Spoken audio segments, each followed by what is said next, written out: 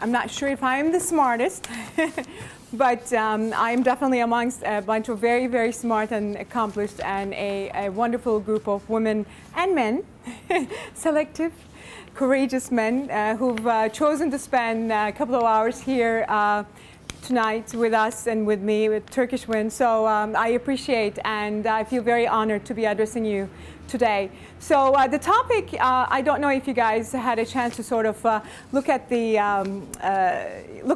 and thought about it, I should say, shouldn't say look at, but thought about what does it mean, you know, in terms of intercultural learning and makings of a global citizen. It basically, I have this theory, and I've been working on this theory as I have lived my life in terms of which says that we do have a finite world, and the world that we live in basically is becoming smaller and smaller every day.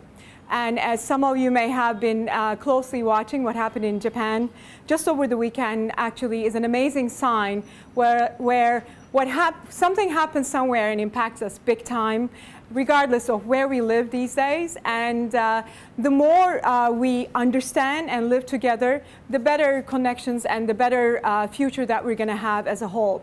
So when I first thought of this, and not in these very particular words, but the idea that I wanted to be more part of the world, the bigger world, this is where I sort of put my first step into, and that is the AFS organization. I was 17 years old, and I decided I was going to actually see the world from a different angle. I did not want to go to school. I wanted to go and live somewhere. That was my, my dream. And back then, there weren't too many options. Now there are many, many options if you look at it. AFS is the oldest organization in terms of student exchange programs. So I ended up coming here and actually upstate New York, and spent a year and had an amazing time and learned so much about myself and another culture which we only know from, at that point I only knew, and most of the world only knows from the Hollywood movies, right? So, and I know every single one of you, since you are here, probably have been through some sort of an intercultural experience which you can think of saying, oh my God, yes, you know, I live there. So I just want to have a show of hands. Who lives somewhere where they were not born? All right, pretty much 90–95%, I think. So that's a pretty amazing crowd in terms of actually looking at this topic. So let's have a look at the facts today. What do we have as facts? The world that we live in has the highest population growth ever on its history.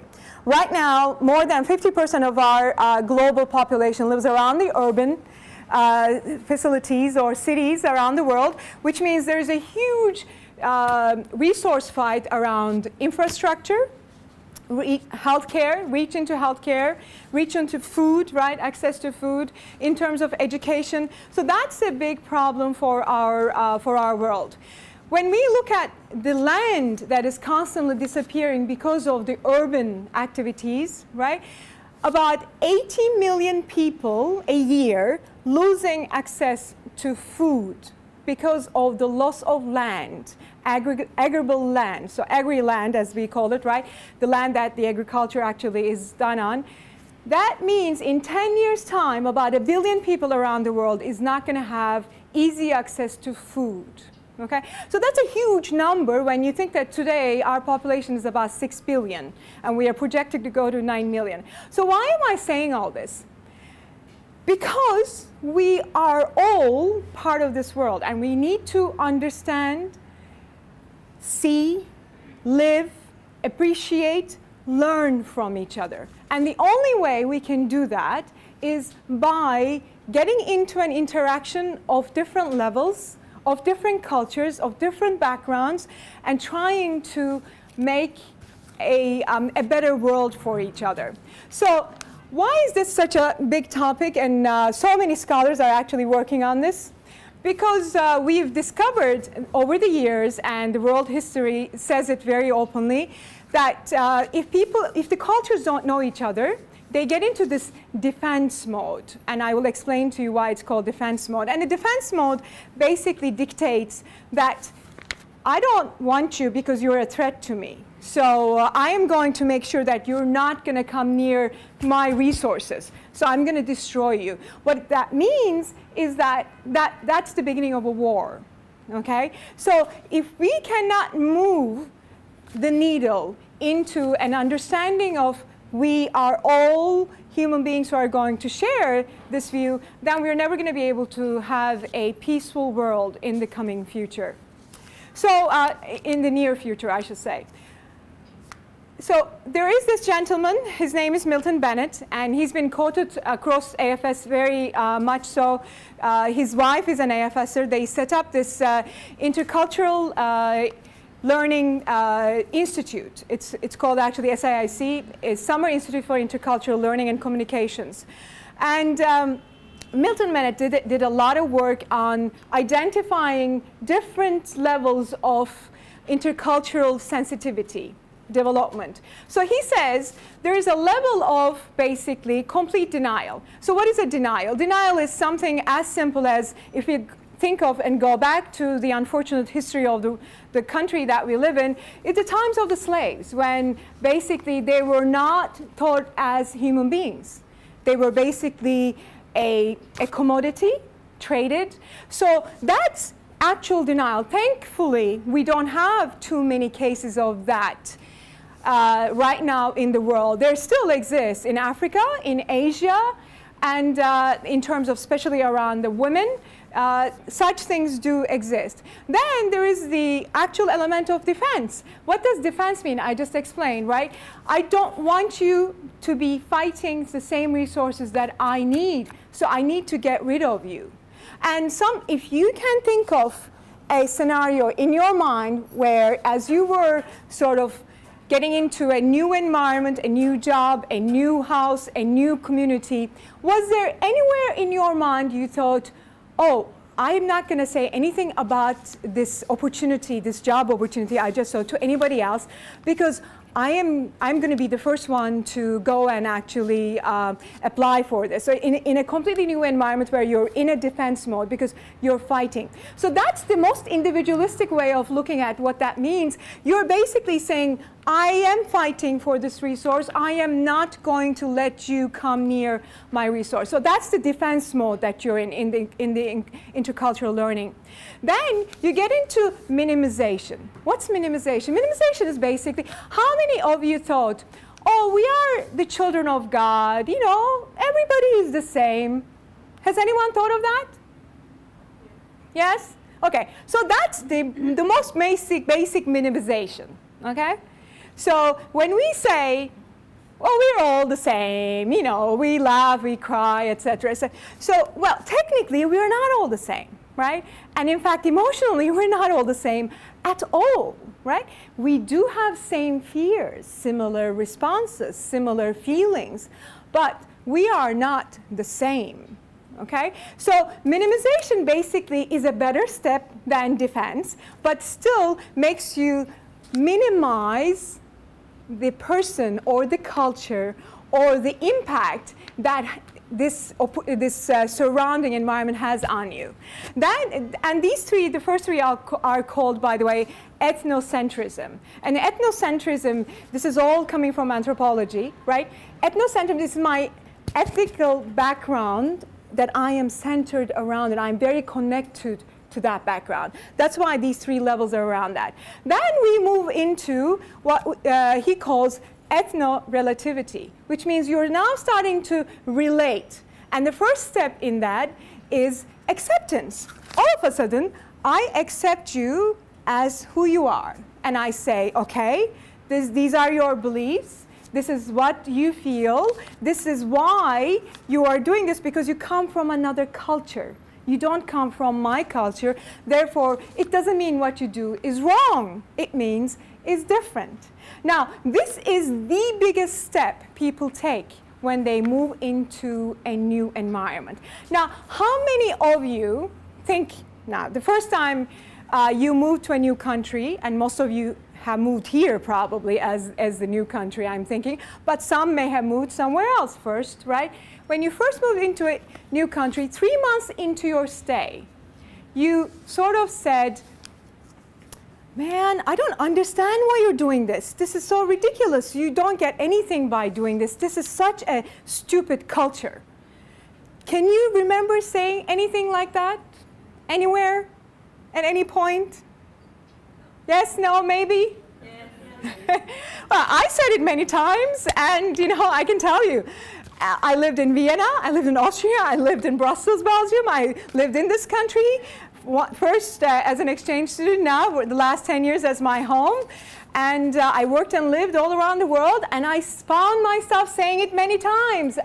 And this is despite me being very consciously thinking, I should not be judging. I should be more clever than this, right?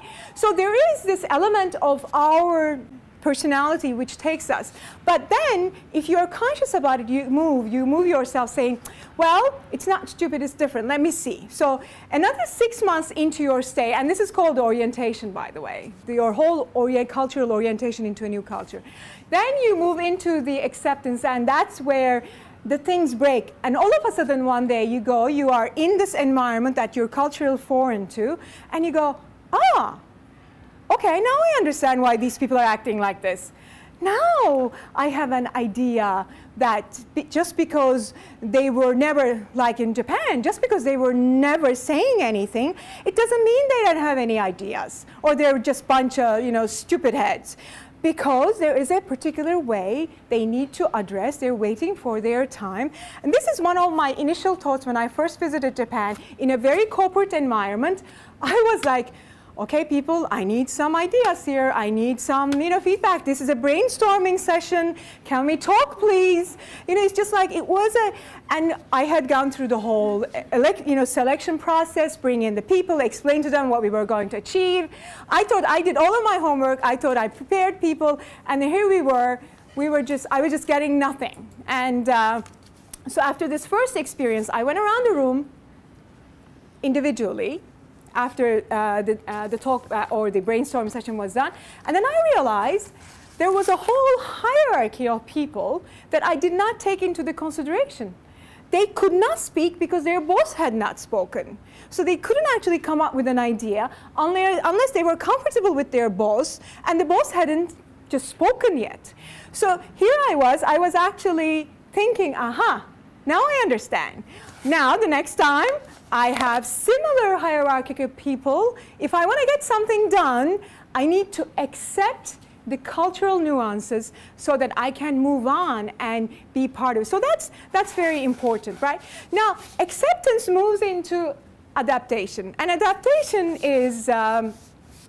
goes as follows. How many of you have started celebrating the Super Bowl the first year or the second year with all of your buddies, with beer and a bunch of chicken wings, stuff like that? How many? Come on. Here we go. We have a few. So that's adaptation. You're actually adapting to the way people do things. You are becoming part of, you're taking part. You're not becoming part. You're taking part in the way a culture does things, right? And then we move into integration. Now, integration is something that is phenomenal, because that's something you don't necessarily realize. It happens. And then all of a sudden you find yourself, and when Maria just arrived a little while ago, we were introduced, and there is a Greek background, there's a German background. So, and I said, well, is this German in your, I did not know about the German background, German accent that I hear in your English. And she was very upset that there was this. But the fact is, she's Greek, but she grew up in Germany a bit, then went to Greece.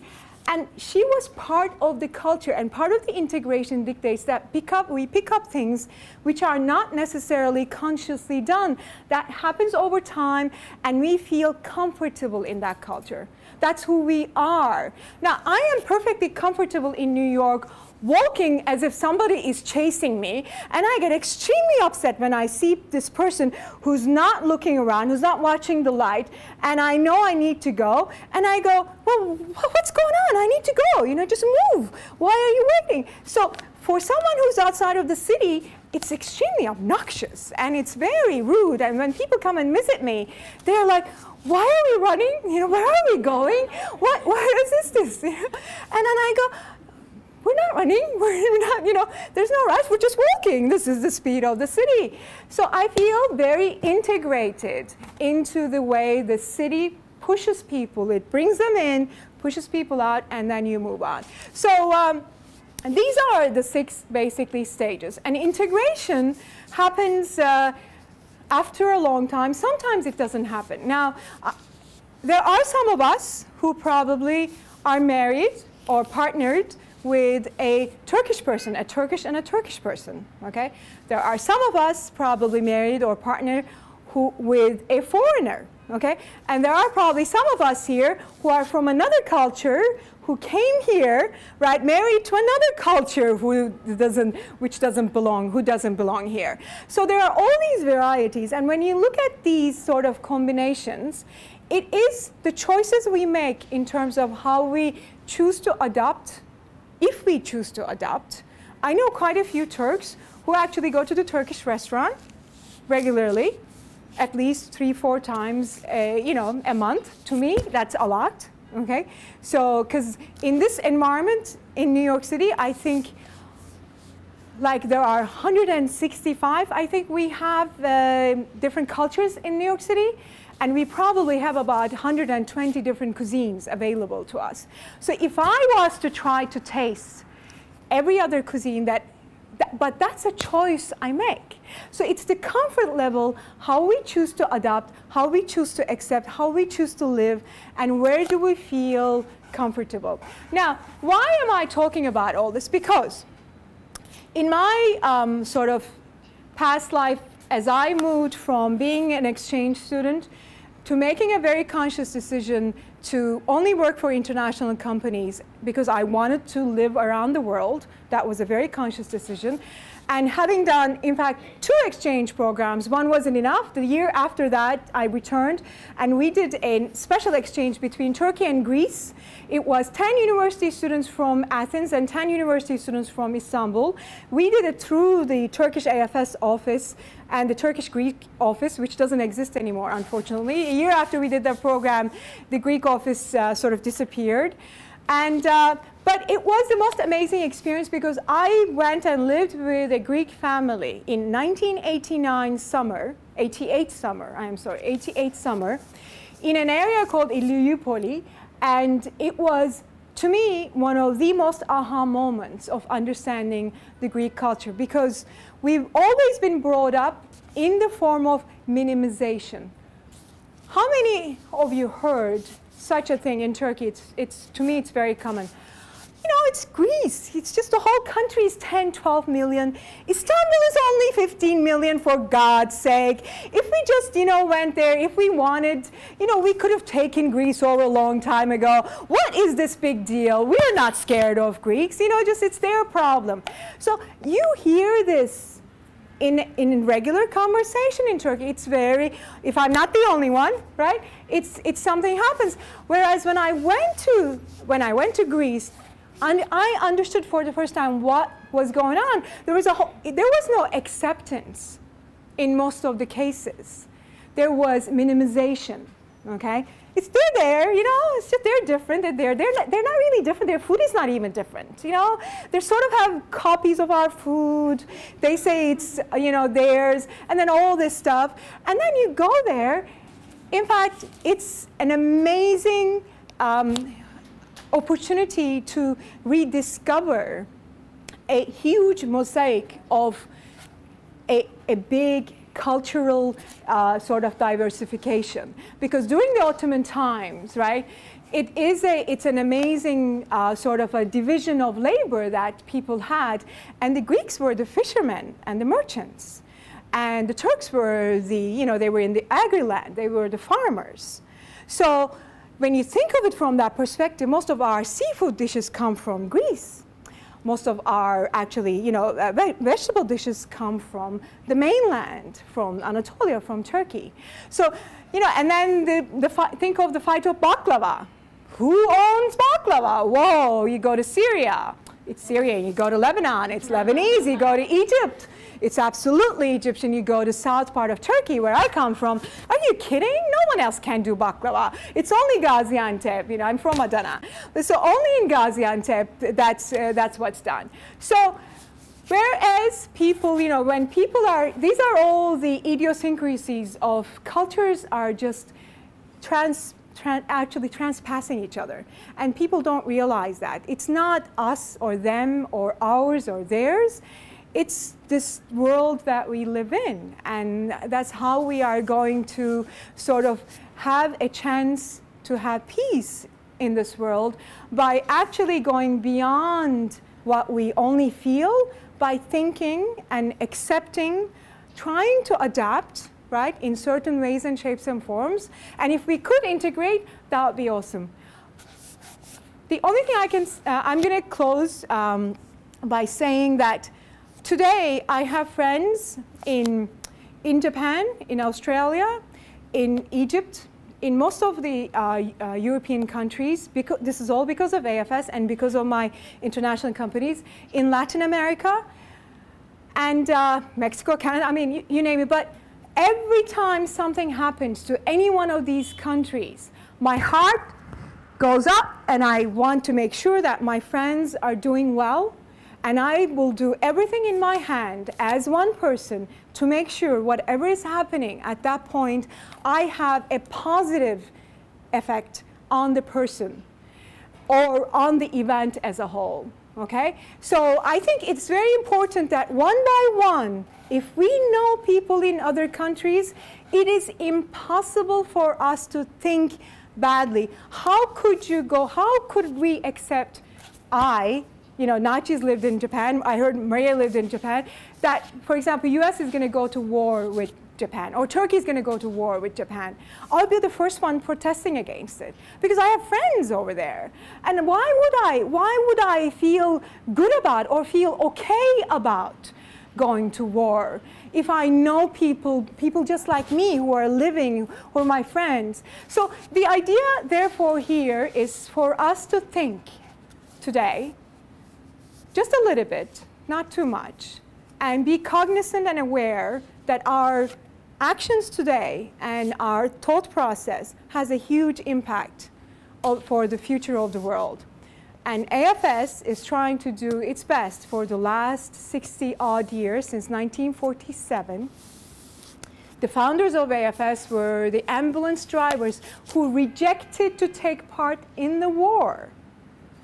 But they signed up to drive ambulances to take the, you know, the dead or the whatever, the needy out of the war zone into the hospitals. And that's how they fought their war, because their goal was not to take part in the actual action of killing. And then once they lived through the Second World War, the idea came about, and they sort of started the organization, and they basically said, okay, the only way we can prevent the Third World War is we're going to make sure that people get to know each other. People are going to have friends in other countries, because friends, hopefully, won't be okay by, you know, killing each other, right? So that's the nemesis of the whole thing. And so I am hopeful. We have every year goes by, I sometimes get very depressed, but then there are times when I look at all these AFS students and all these organizations who are trying to bring in the cultures together, I feel like, okay, there is definitely hope out there. But again, hope starts and ends right here. If we cannot connect our brains with our hearts and our actions, I don't see any hope. But there is an opportunity for us to do something, each one of us. And that's all about understanding each other, or try to understand each other, and where we come from. Thank you. That's it.